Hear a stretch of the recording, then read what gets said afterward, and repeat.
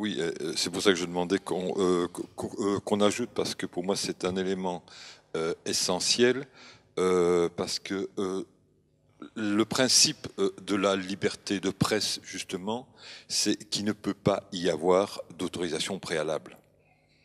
Et ça a été discuté, et je crois même qu'au niveau de la Cour européenne des droits de l'homme, ces possibilités de référé, il faut préciser, souvent la procédure en référé d'urgence ne permet pas un débat contradictoire même. Donc là, le juge décide sur requête qu'on appelle requête unilatérale.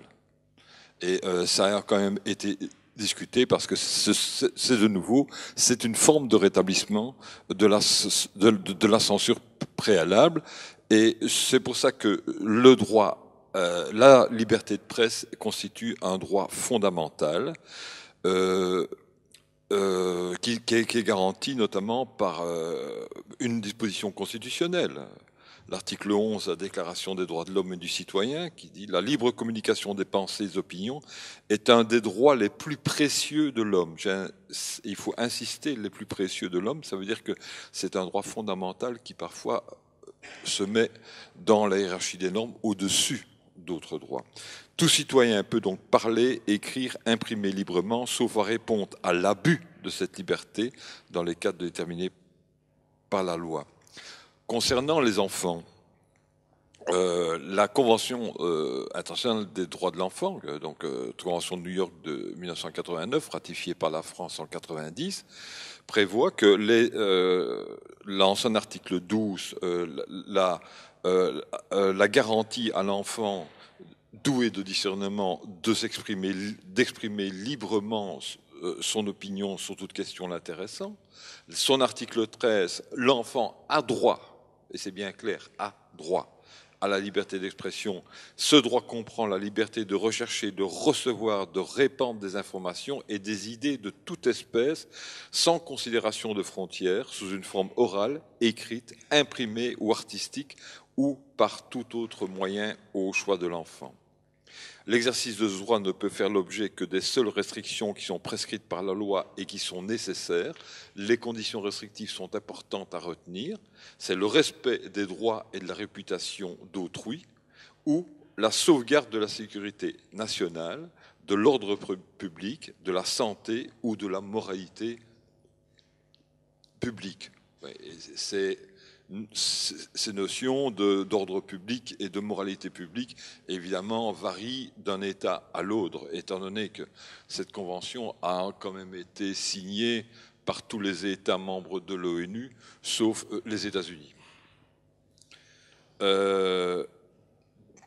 Donc vous imaginez bien que cette notion est interprétée différemment en Iran qu'en France, prétendue patrie des droits de l'homme, mais ça constitue quand même un support sur ce que nous prétendons pouvoir obtenir, c'est la liberté de presse, la liberté d'éditer pour des enfants. Donc toute personne en dessous de 18 ans, j'y reviendrai. Bon, pareil... la Convention européenne des droits de l'homme reproduit à peu près le même genre de dispositions. Toute personne a droit à la liberté d'expression. Ce droit comprend la liberté d'opinion, la liberté de recevoir ou de communiquer des informations ou des idées sans qu'il puisse y avoir une ingérence d'autorité publique et sans considération de frontières. Donc l'ingérence, souvenez-vous, cette question de préalable dont je parlais il y a 2 minutes.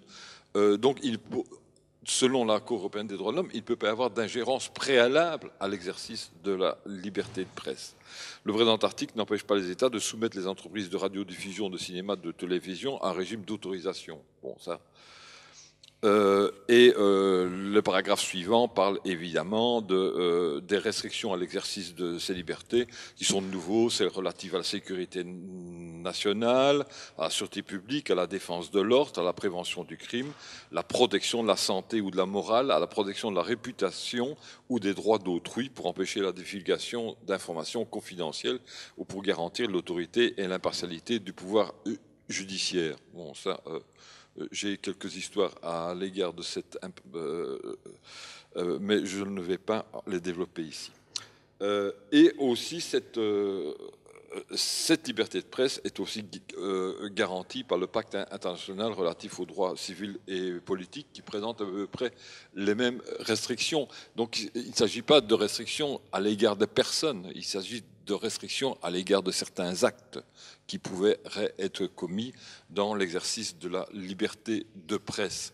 Donc ce qui veut dire que les normes que je viens de vous citer, que ce soit la norme constitutionnelle, l'article 11 de la déclaration de 1789, ou les conventions internationales, elles sont ce qu'on appelle directement applicables. Elles ont un effet direct en droit français et dans la hiérarchie des normes, elles sont supérieures aux normes légales, voire même aux normes constitutionnelles. C'est ainsi que notre système juridique est établi, et très fréquemment d'ailleurs, la Cour de cassation a eu l'occasion de dire l'interprétation de tel article de loi ou ce bout de phrase de tel article de loi est contraire à la Convention européenne des droits de l'homme et, plus exceptionnellement, est contraire à la Convention des droits de l'enfant, donc je le rends inapplicable. Et c'est très important quand on lit évidemment la loi du 29 juillet 1881 relatif à la presse.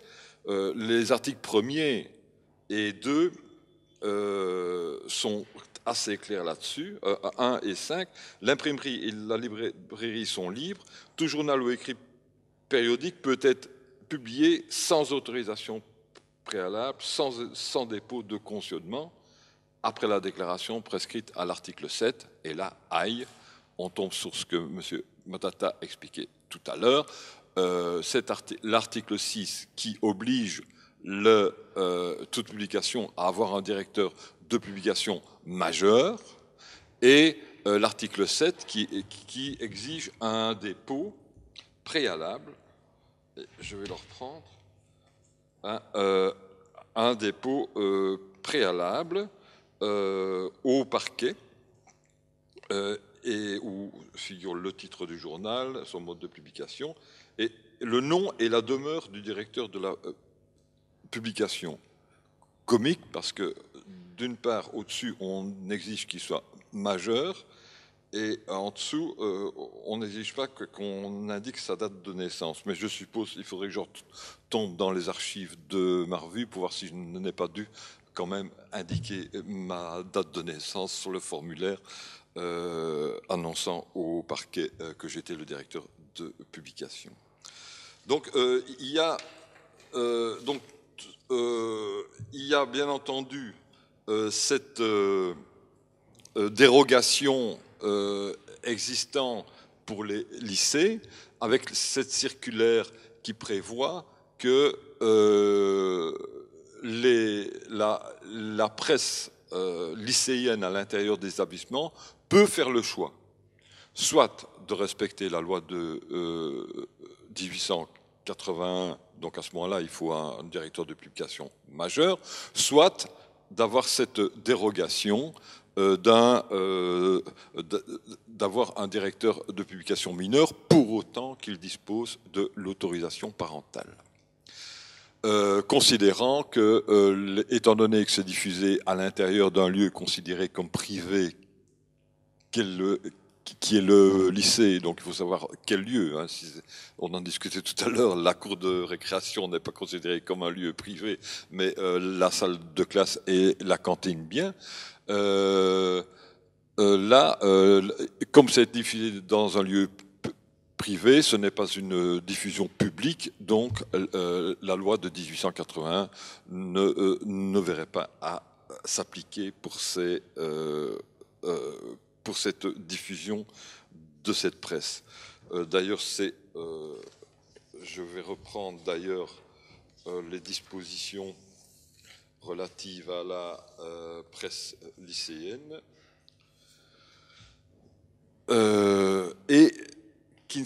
Parce que moi, ma première question, c'est de dire, tiens, c'est pour la presse lycéenne et les autres gosses, et dans les collèges. Bon, c'est pas la maternelle, hein, ils peuvent. Et c'est vrai que l'article 511.2 du Code de l'éducation dit dans les collèges et les lycées, les élèves disposent dans le respect du pluralisme et du principe de neutralité, de la liberté d'information et de la liberté d'expression. Bon, quand on parle de liberté d'expression, ça passe autant par la parole que l'affichage ou que la publication d'écrits. L'exercice de ces libertés ne peut porter atteinte aux activités d'enseignement. Bon, ça, on s'en doutait bien. Par contre, les articles des réglementaires ne parlent plus que de la presse lycéenne. Les publications rédigées par les lycéens peuvent être librement diffusées dans l'établissement, etc. Toutefois, au cas où certains écrits présenteraient un caractère injurieux ou diffamatoire, ou en cas d'atteinte grave aux droits d'autrui ou à l'ordre public, le chef d'établissement peut suspendre ou interdire la diffusion, la publication dans l'établissement. Et en fait, de nouveau, même alors que la loi de 80 1880 peut ne pas devoir s'appliquer, cette interdiction prononcée par le chef d'établissement en cas de violation de certains droits n'est pas préalable. Elle peut n'intervenir qu'à posteriori, étant donné que le chef d'établissement reçoit la publication en même temps que les autres lecteurs et généralement la décision constitue en une suspension des publications ultérieures, si je ne me trompe. La question qui se pose, c'est faut-il changer la loi pour donner la possibilité à devenir directeur de publication à partir de l'âge de 16 ans. Donc ça, c'est dans l'avant-projet de loi égalité et citoyenneté, je ne me trompe pas sur le nom. C'est que par dérogation à la majorité requise dans la loi de 1881, un mineur de 16 ans révolu peut, avec l'accord écrit préalable de son représentant légal, être nommé directeur ou co-directeur de la publication de tout journal ou écrit périodique, à condition qu'il soit réalisé bénévolement. Et là, on n'entre pas que dans le cadre du lycée, puisque cette disposition pourrait être étendue à tout jeunes, que ce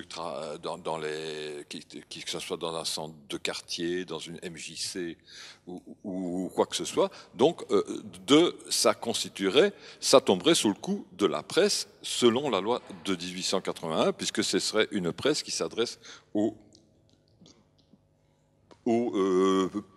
public.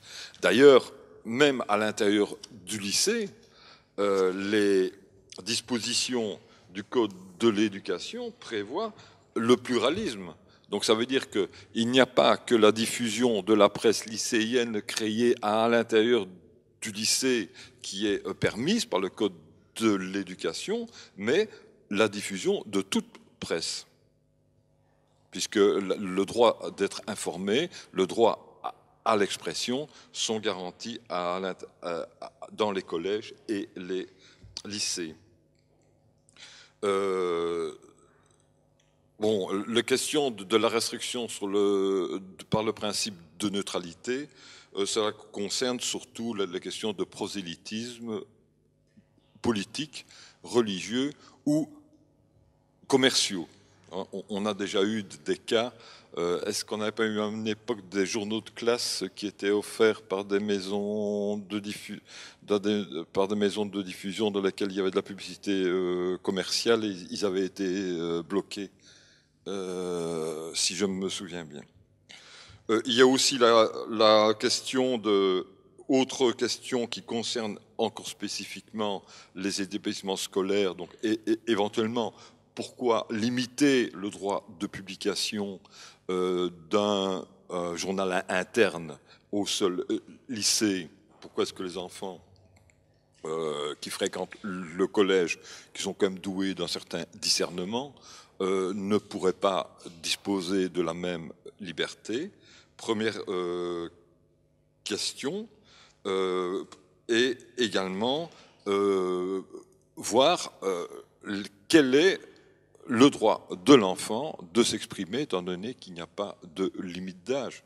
Moi, je vois bien des activités dans l'enseignement primaire, même dans l'enseignement maternel, qui font appel à la libre expression de l'enfant, naturellement avec un encadrement pédagogique.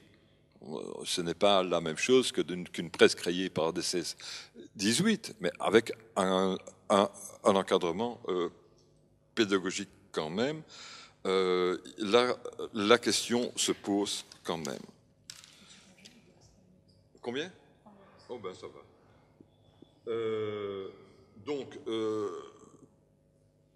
j'ai posé les questions. La question de l'autorité parentale.